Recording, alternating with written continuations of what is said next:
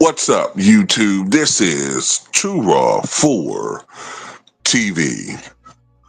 All right, so earlier this summer, and believe me, man, much of this much of the East Coast right now doesn't even feel like summer, but technically it still is. But earlier this summer, there was a huge debate that exploded on social media with regards to Kobe Bryant and his all-time status, and it was started largely by Gilbert Arenas. Okay, so Gilbert Arenas on Gil's Arena made an argument that about 20 years ago there was a big debate as to who was better between Tracy McGrady and Kobe Bean Bryant. He said, especially in the NBA locker rooms, this was a big debate. This was at the time when Tracy was putting up huge numbers with the Orlando Magic, was seen as almost like an heir apparent, or even some people would even call him, which I think is ridiculous now, but some people even had the nerve to call him an upgrade from Michael Jordan as far as size and skill set, right? And they were even saying, well, he's better than Kobe, right? Although, when you look at it, even though, he wasn't playing a lot of great talent around him, you still would have thought that a player who's supposedly being compared to Michael Jordan would at least elevate his team to the playoffs, especially considering how weak the Eastern Conference was at the time. Meanwhile, Kobe was winning championships with the Los Angeles Lakers. So many people said, well, if you switch Tracy McGrady with Kobe, they would still win 3 championships. Shaq, who on one hand will say that Kobe deserves to be in the GOAT conversation, and on the other hand will say that if you do switch Tracy McGrady and Kobe, that they would win 3 championships in a row. So, you have that argument, right? Our argument is, at least my page, and I think Dreamers Pro and Ticket and others, 78 Sports TV, when he wants to talk about basketball, I think he tends to agree with this too. Yeah, they were making comparisons between the two 20 years ago. I never said that wasn't the case. But by 2007, 2008, you weren't seeing those comparisons anymore. Because by that point in time, Trace McGrady was with the Houston Rockets. He had help with Yao Ming. Some of those Rocket teams were very, very good, but they weren't getting out of the first round, which is inexcusable, considering you have Yao Ming and Tracy McGrady. Yes, they have injuries, but at some point in time, you can't keep having excuses for failing.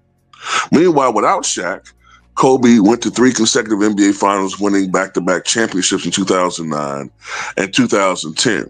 Another argument that we've been making and have been proving on this channel is that they were making comparisons to Michael Jordan by the time Kobe was 24 and 25 years of age. But now we're going to prove that they were making serious comparisons to Michael Jordan and Kobe Bryant to Michael Jordan as early as age 21. So I had to pinpoint exactly when this audio was from. But this audio that I'm going to play for you is after Game 2 of the Western Conference semifinals between the Los Angeles Lakers and I believe, between Los Angeles Lakers and I believe the San Antonio Spurs.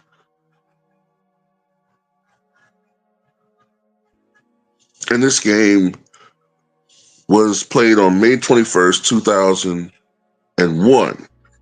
And this is the TNT crew at the time.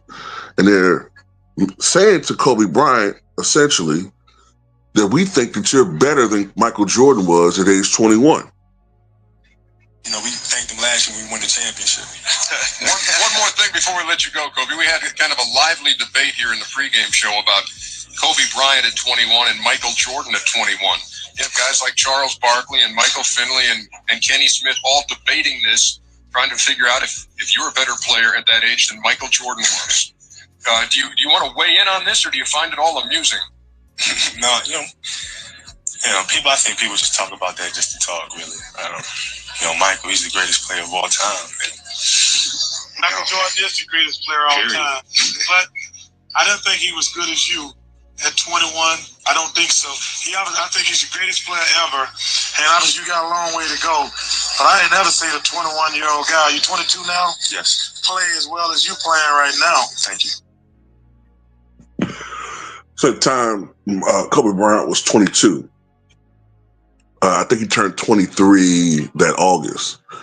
So to put this situation more into context, Kobe at the time, after game 2, was averaging 36.5 points per game in this series against the Spurs, who I believe the Spurs had home court advantage. So he did this on the road.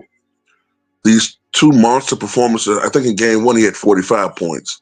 So these 2 monster performances, he did them on the road at San Antonio. And I think they won this series. I want to say they won this series. They may have swept them, or they may have, I can't remember the spread. But this is the thing. This wasn't just a one-off thing or a couple of games. He had been having a stretch of unbelievable performances. In the series before this, I think it was against the Kings in the first round, Kobe had averaged 35 points, 9 rebounds, 4.3 assists, and 1.3 steals. Okay? So this was back-to-back monster performances, playing on both ends of the court.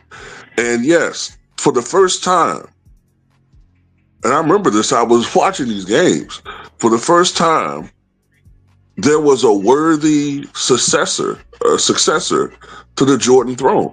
Because, yeah, you had guys who before, because of their look or little flashes of, here or there, like a Harold Miner dunk contest or Jerry Stackhouse or Michael Finley, even some other guys who were great players but may have lacked some of the killer, like a Grant Hill to a certain extent. You had certain guys who were being compared to him, and then the one guy that was going to be compared to him, and that was legitimate, Penny Hardaway, he got hurt.